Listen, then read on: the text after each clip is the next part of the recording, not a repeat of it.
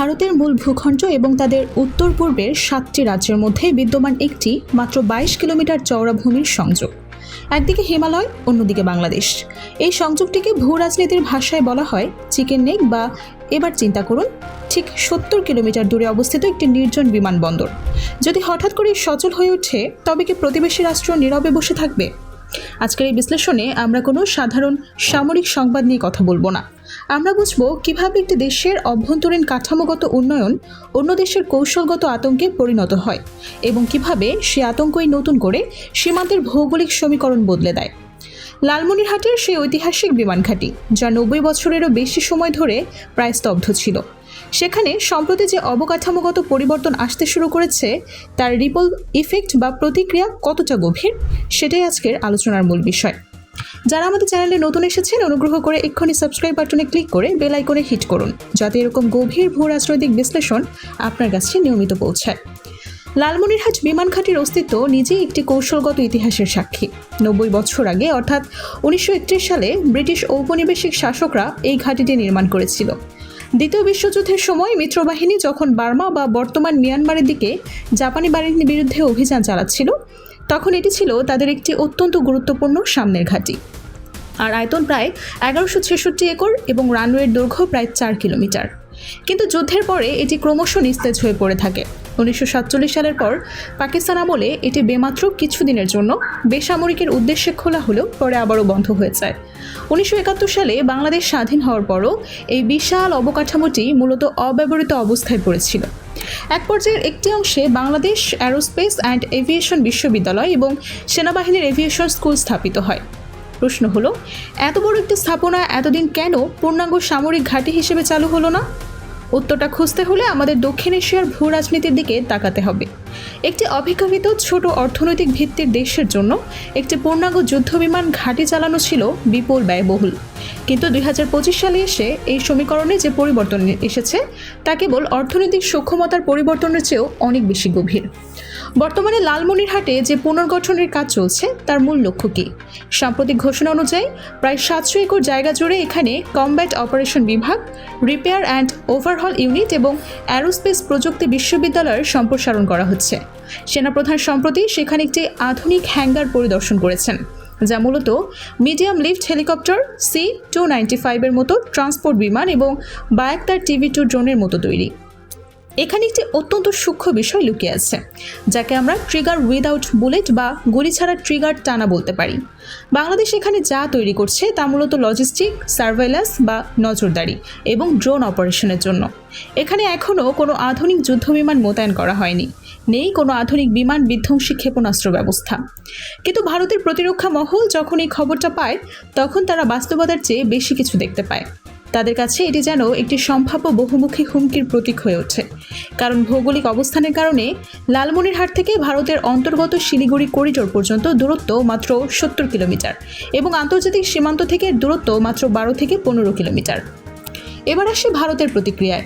লালমনিরহাটের পুনর্গঠনের খবর প্রকাশ হওয়ার পর ভারত কোনোভাবেই নীরব ভূমিকা পালন করেনি।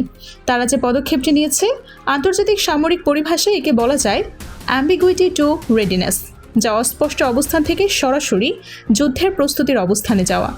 প্রতিরক্ষা বিশ্লেষকদের তথ্য অনুযায়ী ভারত অত্যন্ত দ্রুততার সাথে বাংলাদেশ সীমান্তের কাছে 3টি সম্পূর্ণ কার্যকর নতুন সেনানিবাস স্থাপন করেছে। এগুলো হলো আসামের ধুবড়ী জেলার বামুনি, বিহারের কিশোরগঞ্জ এবং পশ্চিমবঙ্গের উত্তর দিনাজপুরের চোপড়া। কিন্তু এর চেয়েও বড় পদক্ষেপটি হলো পশ্চিমবঙ্গের হাসিমারা বিমান ঘাঁটিতে ভারতীয় বিমান বাহিনীর 101 স্কোয়াড্রনের রাফায়েল জেট মোতায়েন। এই স্কোয়াড্রনের মূল লক্ষ্য ছিল চীনের বিরুদ্ধে সিকিম ও অরুণাচল সীমান্ত রক্ষা করা। কিন্তু লালমনিরহাট সক্রিয় হওয়ায় এই রাফায়েল জেটগুলোর অপারেশনাল জোন বা কার্যক্রম এলাকা এখন সরাসরি বাংলাদেশ সীমান্তের দিকেও মুখ করে আছে। এরপর রয়েছে ত্রিপুরার কৈলাসহর বিমানবন্দরের কথা। 1971 সালে মুক্তিযুদ্ধের সময় কিলো ফ্লাইটের অন্যতম মূল ঘাঁটি ছিল এটি। 30 বছর বন্ধ থাকার পর ভারত এখানে আবারও সামরিক অবকাঠামো তৈরি করছে। অর্থাৎ লালমনিরহাটের বিমান কাজের একটি অংশ দেখেই ভারত তার পুরো পূর্বাঞ্চলীয় প্রতিরক্ষা ব্যবস্থাকে একটি নতুন রূপ দিয়েছে। এখন এখানে বাংলাদেশের জন্য সবচেয়ে কঠিন এবং জটিল একটি কৌশলগত বাস্তবতা তৈরি হয়েছে, যাকে আমরা স্ট্র্যাটেজিক প্যারাডক্স বা কৌশলগত বিপরীততা বলতে পারি। বাংলাদেশ লালমনিরহাট ঘাঁটি জাগিয়ে তুলেছে তার নিজস্ব প্রতিরক্ষা ও লজিস্টিক সক্ষমতা বাড়ানোর জন্য। কিন্তু যেহেতু এখানে এখনও কোনো যুদ্ধবিমান বা শক্তিশালী বিমান বিধ্বংসী ব্যবস্থা নেই, তাই ভারতের দৃষ্টিতে এটি একটি দুর্বল অবস্থান। সামরিক বিজ্ঞানে একটি চিরন্তন সত্য হলো শূন্যস্থান কখনো শূন্যই থাকে না। আপনি যদি কোনো সীমান্তে দুর্বল অবস্থান তৈরি করেন, তবে প্রতিপক্ষ সেই দুর্বলতাকে কাজে লাগিয়ে সেখানে তার নিজস্ব আধিপত্য বিস্তার করবে। বাংলাদেশ যখন লালমনিরহাটে ট্রিগার টেনেছে কিন্তু বন্দুকে গুলি ভরছে না, ঠিক তখনই ভারত সুযোগ নিয়েছে।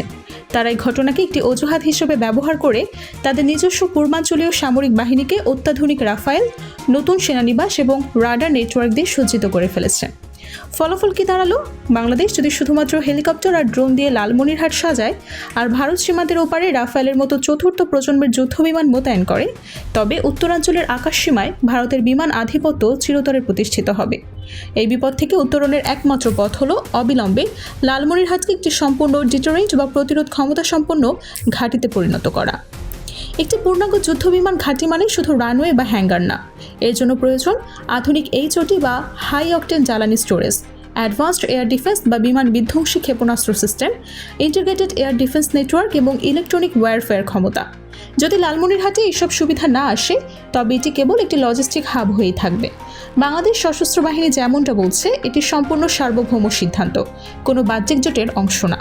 পরিশেষে লালমনিরহাট বিমানবন্দরের পুনর্জীবন বাংলাদেশের জন্য একটি সুবর্ণ সুযোগ, কিন্তু একই সাথে একটি চরম সতর্কতার বেলুনও বটে। আমরা যদি শুধু অবকাঠামো নির্মাণে সীমাবদ্ধ থাকি এবং দ্রুত আকাশসীমা রক্ষার জন্য প্রয়োজনীয় অত্যাধুনিক অস্ত্র ও প্রযুক্তি সেখানে না আনি, তবে আমরা আমাদের নিজেদেরই কৌশলগত ভুলের খেসারত দিতে বাধ্য হব। আমার কাছে এখন একটি প্রশ্ন আছে আপনাদের জন্য। আপনার কি মনে হয়, বাংলাদেশের উচিত লালমনিরহাটে দ্রুত যুদ্ধবিমান মোতায়েন করা, নাকি শুধুমাত্র ড্রোন ও হেলিকপ্টার ভিত্তিক লজিস্টিক বেস হিসেবেই এটি রাখা উচিত?